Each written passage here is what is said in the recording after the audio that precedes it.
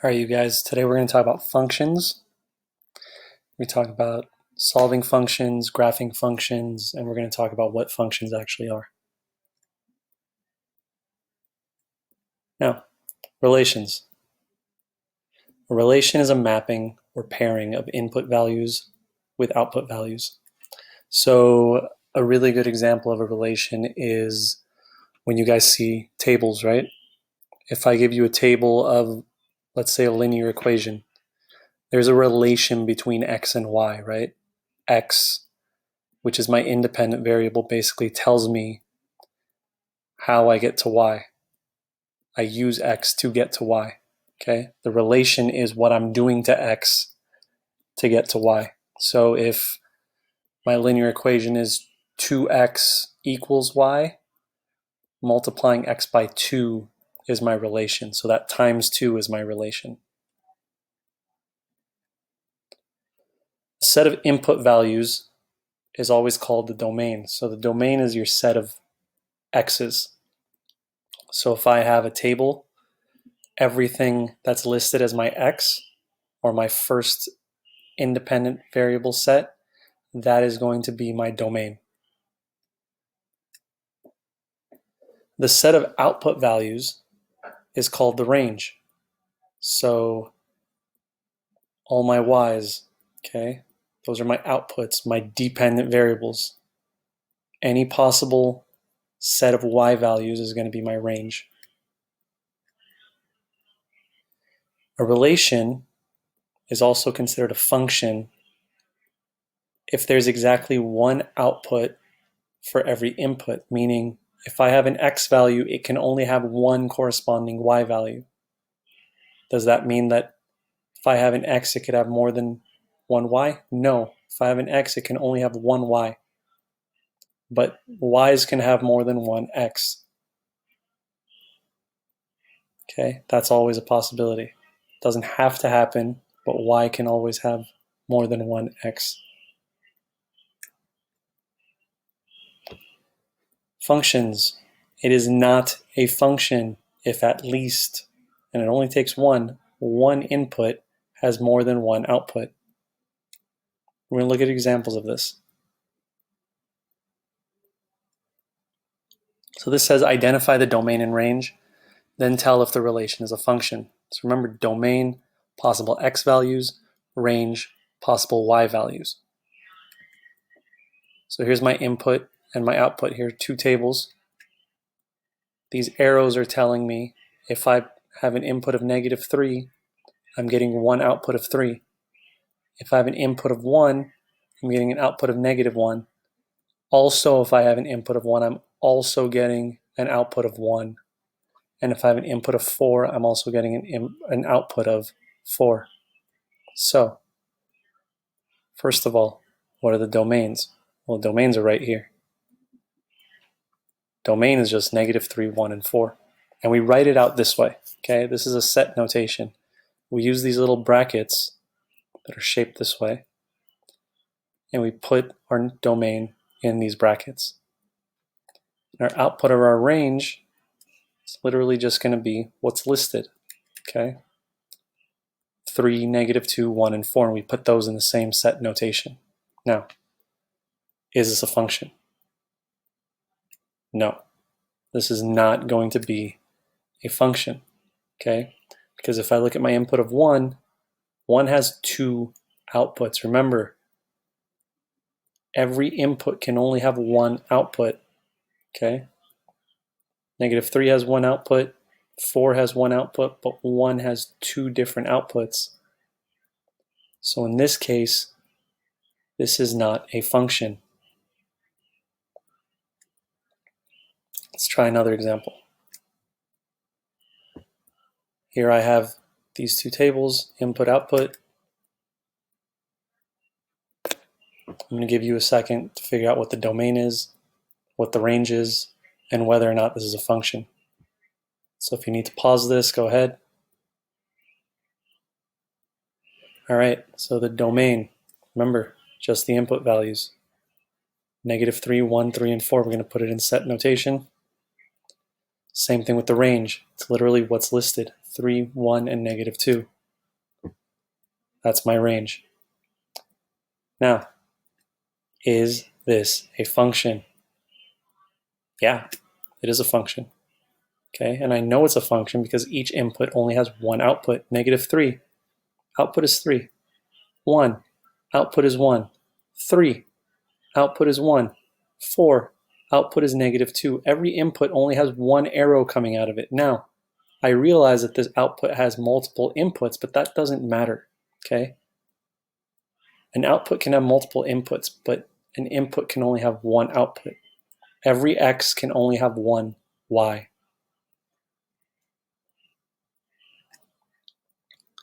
So, a relation can also be expressed by a set of ordered pairs of the form x comma y. We know what ordered pairs are. They're just points on a graph.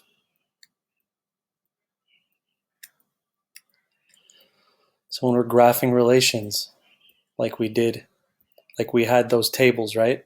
So we can graph those tables. We took the input and matched it with the output. The input matched it with the output. The input matched it with the output, and the other input matched it with its final output. This is from the first set of tables that we had that we said was not a function. Now, I made ordered pairs. I can graph them by just plotting the points, just like this. Now, I can do the same thing with the second set of tables that we had. We had -3, 3, 1, 1, 3, 1, 4, -2. Plot those points, looks just like this. Now, how can I tell from a graph whether or not these are functions? Well, there's something called a vertical line test. This basically means that I can take any vertical line to visually determine if a relation is a function. So it's as easy as taking your pencil and sliding it across vertically, sliding it across the graph, okay? So you're taking your vertical pencil and you're sliding it across, I guess you're sliding it horizontally, but the pencil itself is vertical, okay? So it's going up and down and you're sliding it left to right. So it looks like this, okay? If there are not 2 points on the same vertical line, then you're going to get a function. If there are 2 points on the same vertical line, it's not a function. It's going to be as simple as what we're going to show on the next slide. So here's this green line. This green line is my vertical line. We're going to do a vertical line test by sliding it across the graph. So as I'm sliding it, I should be able to go through 1 point. Oh, but then we hit this spot right here. What happens? We hit 2 different points on the same vertical line. And what did we say earlier? We said if there are 2 points on the same vertical line when we're doing the vertical line test, then the relation is not a function. So just by doing this vertical line test, we're going to see it one more time. It goes through 1 point and then it goes through 2. Okay? This is not a function.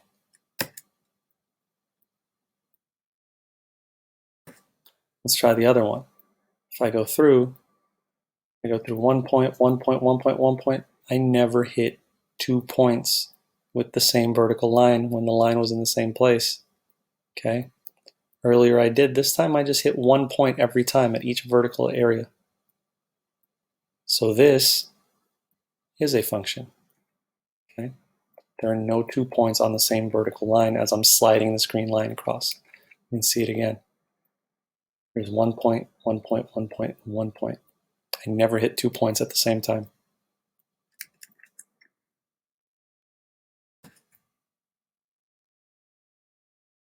So again, you can also express functions as an equation with 2 variables. Y equals 2x minus 7 is an example of a function. An ordered pair is a solution if the equation is true when the values of x and y are substituted into the equation. We've already done this with systems. So for example, 2 negative 3 is a solution to 2x minus 7 equals y, because if I solve this,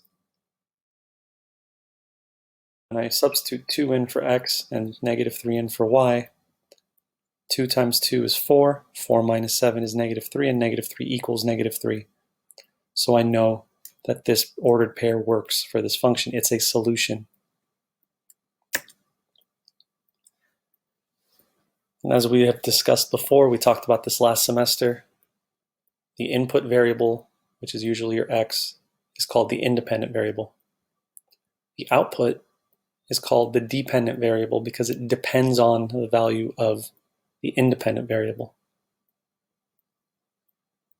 In y equals 2x minus 7, x is the independent variable, y is the dependent variable.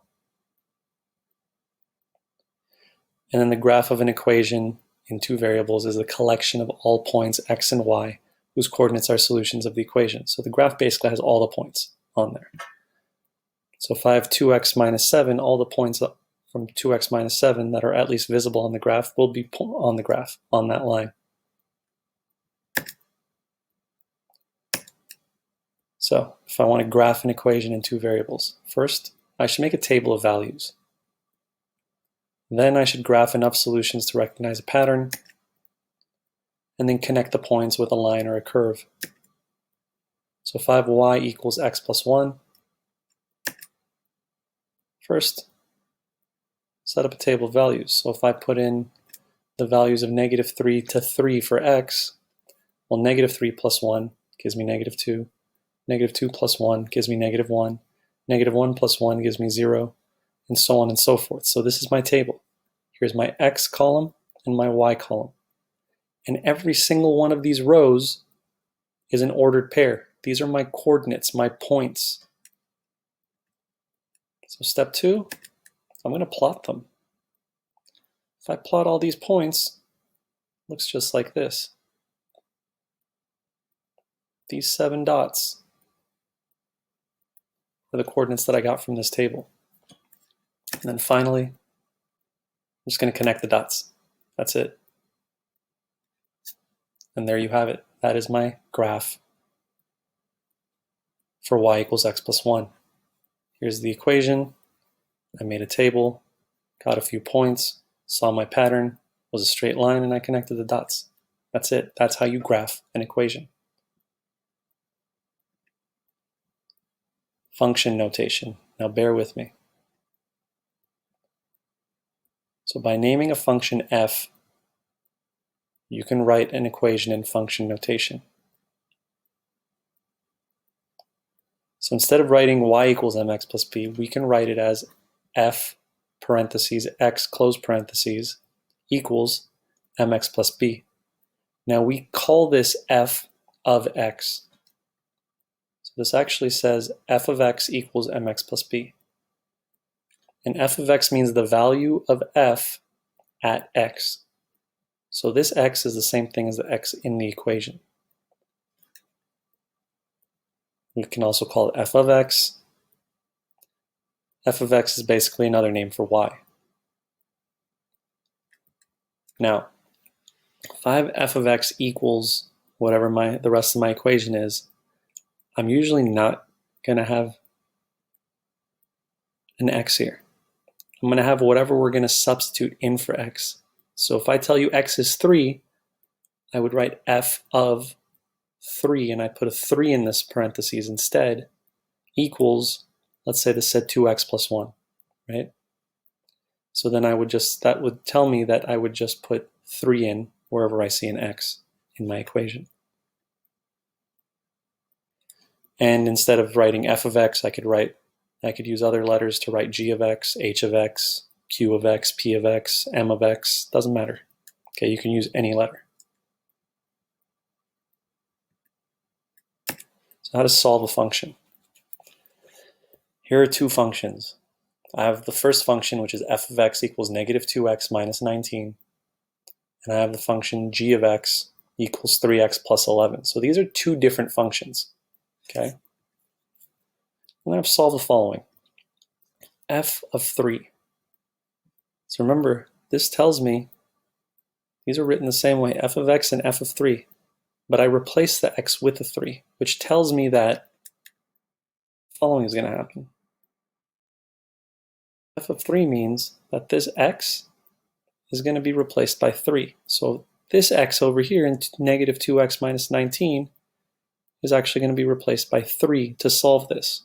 so I can figure out what my y of my coordinate is. So f of 3 equals negative 2x minus 9. So we're going to solve this by substituting 3 for x. I get negative 2 times 3 minus 19. Negative 2 times 3 gives me negative 6 minus 19. And then I figure out that f of 3 actually equals negative 29 because negative 6 minus 19 equals negative 25.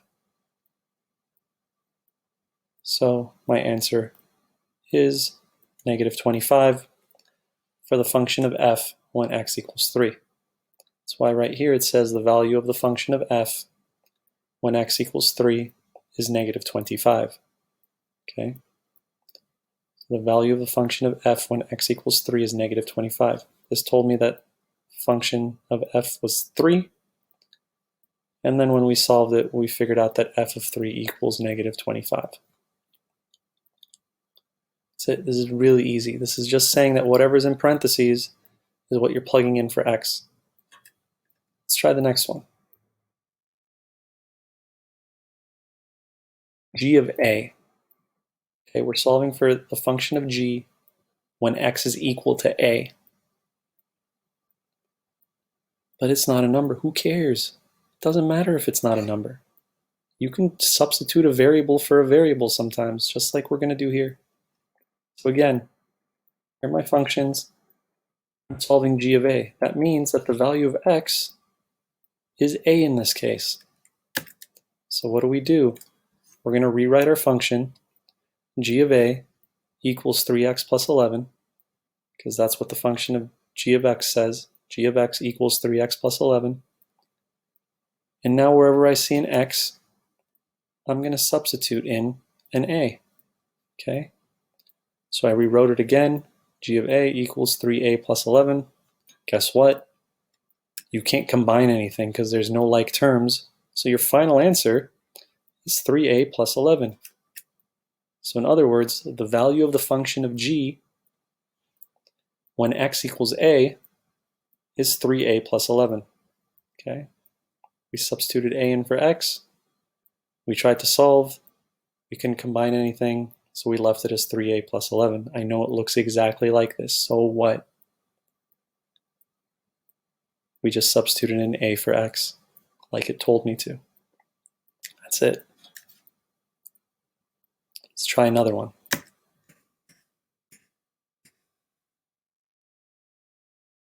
Now we're going to solve for the function of f when x is equal to b plus 1. So this whole thing is x. B plus 1 is x, just like when we were doing substitution.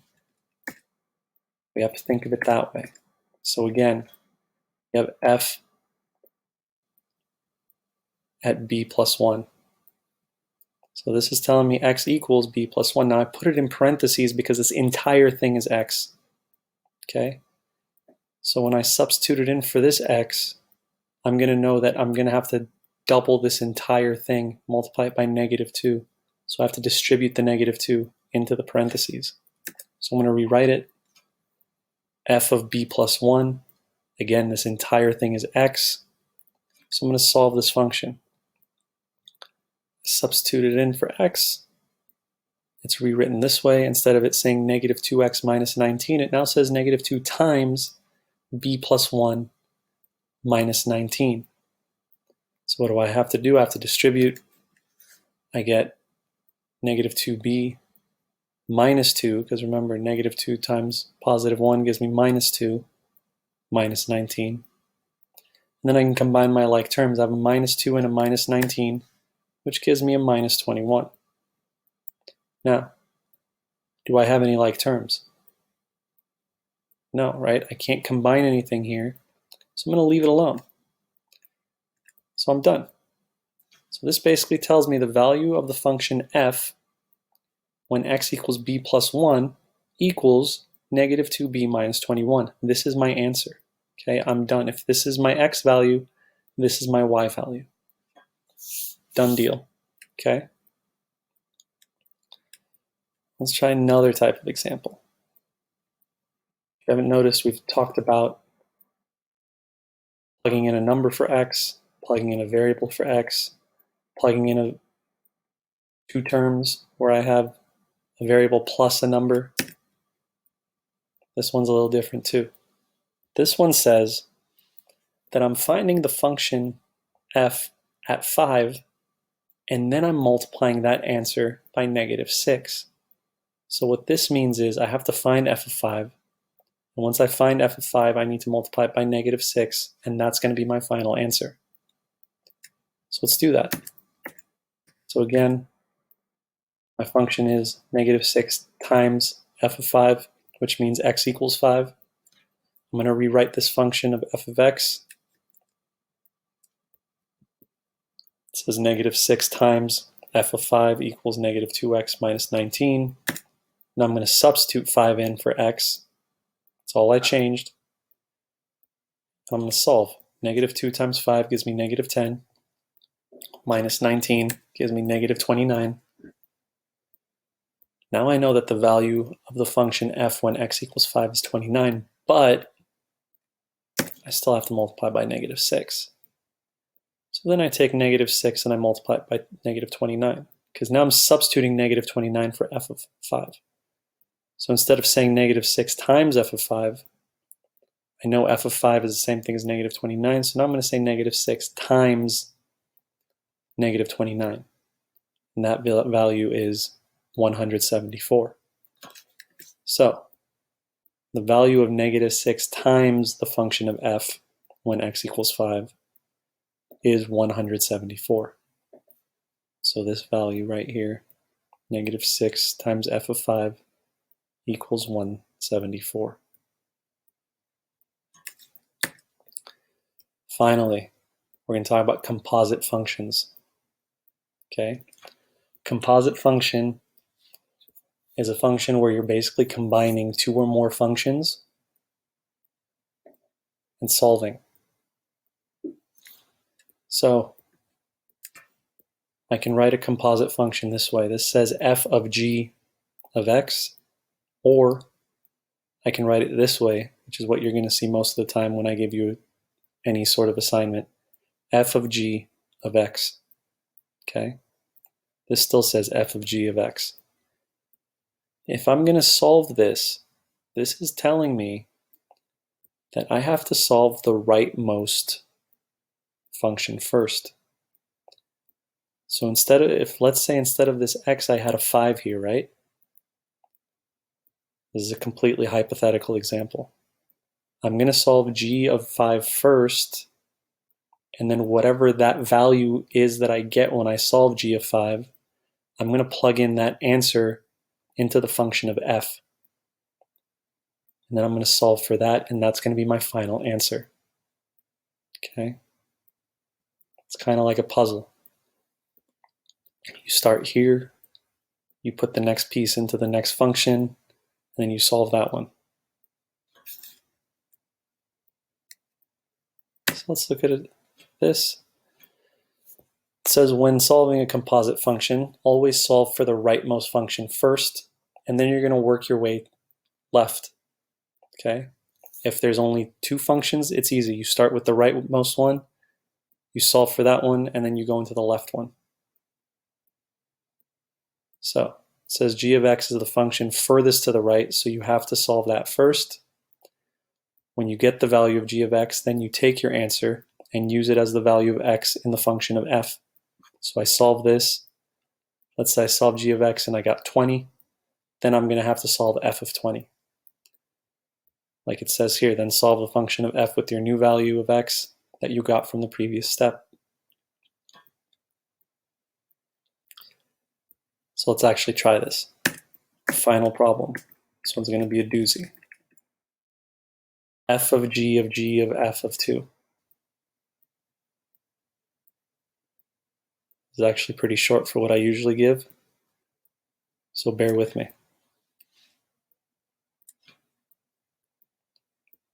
So this says f of g of f of 2. So again, we're going to start with the rightmost function, which is f of 2. If I do this, let's start with f of 2, which is why it's in red. So we're going to solve f of 2 first. Okay? Plug in 2 for x in the function of f, negative 2x minus 19. I do negative 2 times 2 minus 19. Negative 2 times 2 is negative 4. Minus 19 is negative 23. Okay? So now I know f of 2 is negative 23. So now I'm going to use this value in my next function. Okay? In my next function. My next function is g. So I'm going to replace that f of 2, and instead of writing f of g of f of 2, I'm going to write f of g of negative 23. Remember, this replaced that f of 2. So then I'm going to solve g of negative 23.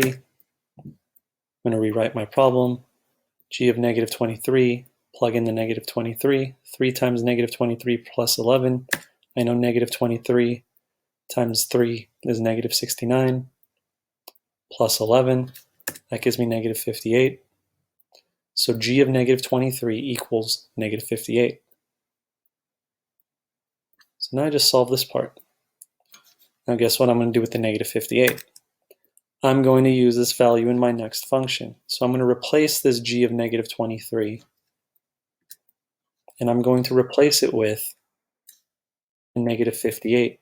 And I'm going to plug that into the next g. Okay, I'm going to replace the g of negative 23 with negative 58. So we solve this.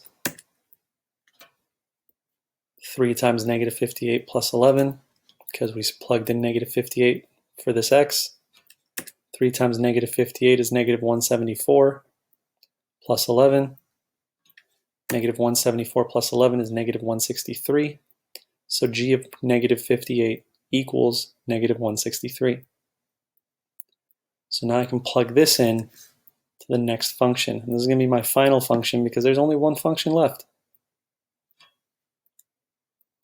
So now I'm going to take that g of negative 58 and I'm going to replace it with negative 163.